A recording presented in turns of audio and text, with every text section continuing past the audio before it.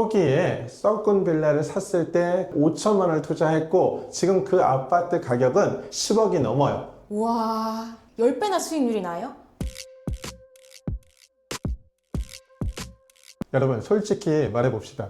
지금 서울 아파트가 보면 숨이 턱턱 막히죠? 난 이번 생은 틀렸어. 금수저 아니면 답이 없어. 이렇게 말씀하시는 분들 오늘 영상 안 보시면 평생 그 생각으로 그 현생을 사셔야 할 수도 있습니다. 지금 프리미엄이 20억 붙고 2년도 안 돼서 자산이 3억씩 4억씩 점핑한 분들이 실제로 속출하고 있어요. 그런데 더 놀라운 게 뭔지 아세요? 이분들 원래 돈이 많았던 분들이 아니에요. 에이, 선생님, 돈 없이 어떻게 서울 재개발을 사요? 말도 안 되죠. 그러니까 소름 끼치는 공식이라는 거예요. 제가 재개발로 부자 된 사람들을 보면 딱 3가지 공통점이 있더라고요. 이걸 알면 여러분도 그 부자의 열차 마지막 칸이라도 탈 수 있습니다. 오늘 10분만 투자하세요. 인생이 바뀔 수도 있습니다. 네, 그럼 자, 첫 번째 비밀부터 가볼게요. 정말 다들 돈이 없었어요? 부모님 도움 받은 거 아니에요? 네, 실제로 저희 수강생 사례를 하나 설명을 해드릴게요. 경기도 구리시 수택동인데 대지 지분은 10.67평이고 전용 면적이 10.22평이에요. 저희가 매입을 1억에 했어요. 실제 투자된 금액이 얼마일까요? 네, 그러면 얼마 투자하신 거예요? 저희 수강생은 실제로 1억 원에 매입을 했는데 투자된 금액은 전세 9천만 원을 꼈기 때문에 1천만 원을 투자를 했어요. 그런데 저희 거 대지 지분의 반밖에 안 되는 물건이 5억이 넘게 거래가 됐어요. 그 금액이면 요즘 지방 아파트 전세금 수준도 안 되잖아요. 그걸로 어떻게 재개발 아파트를 사요? 바로 여기서 재개발의 마법이 일어나는 거죠. 사람들은 보통 나 1억밖에 없으니까 저렴한 아파트나 사야지 하고 멈춰버려요. 하지만 부동산에 무지하면 투자 방법을 모르겠지만 재개발 공부를 한 저희 수강생분들은 완전히 달랐어요. 내가 가지고 있는 자본 1천만 원, 3천만 원, 5천만 원을 가지고 미래 가치가 10억이 될 수 있을 만한 재개발 사업지에 물건을 샀다는 거죠. 그럼 1천만 원, 3천만 원 가지고 10억이 될 그 물건을 찾아서 샀다는 이야기예요?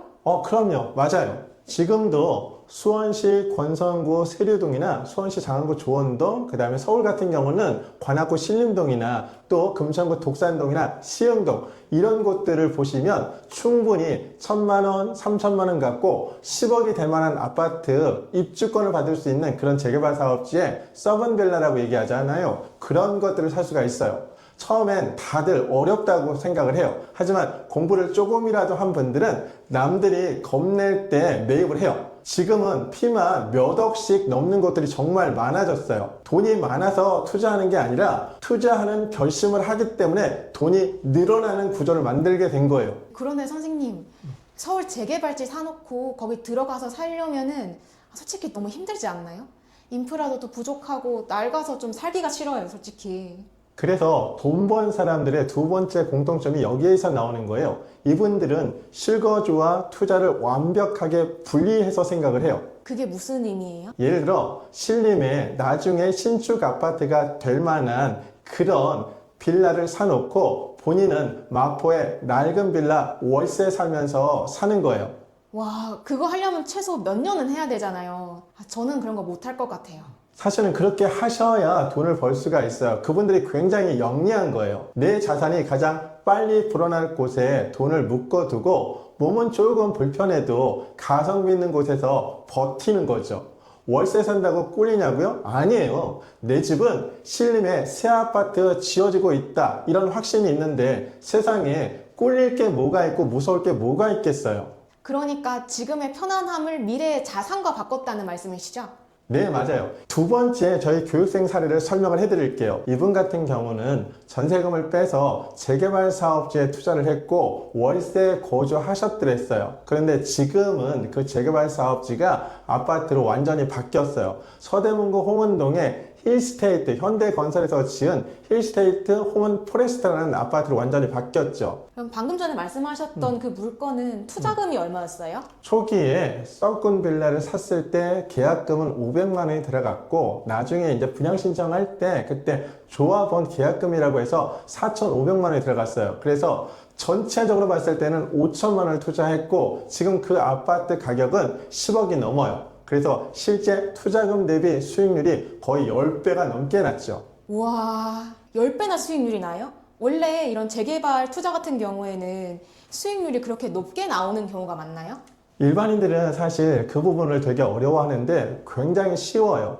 이게 어떤 거냐면 기본적으로 정비사업이라고 얘기하는 거, 그 중에서도 재개발 사업 같은 경우는 구역 지정 요건이라는 게 별도로 따로 있어요. 즉 노후 불량 건축물의 비율과 연면적의 비율, 호수 밀도, 과소 필지 이런 것들을 다 맞춰봐야 되거든요. 그래서 저희 교육생들은 초기에 그런 지역에 미리 선점해서 매입을 하는 거죠. 그렇기 때문에 투자금 대비 수익률이 10배씩, 20배씩 이렇게 나는 거예요. 그럼 말씀하신 그런 분들은 부동산 전문가만큼 공부를 엄청나게 하신 거예요? 아니에요. 오히려 제 기준에서 봤을 때는 공부를 열심히 안 하신 분들이 더 많아요.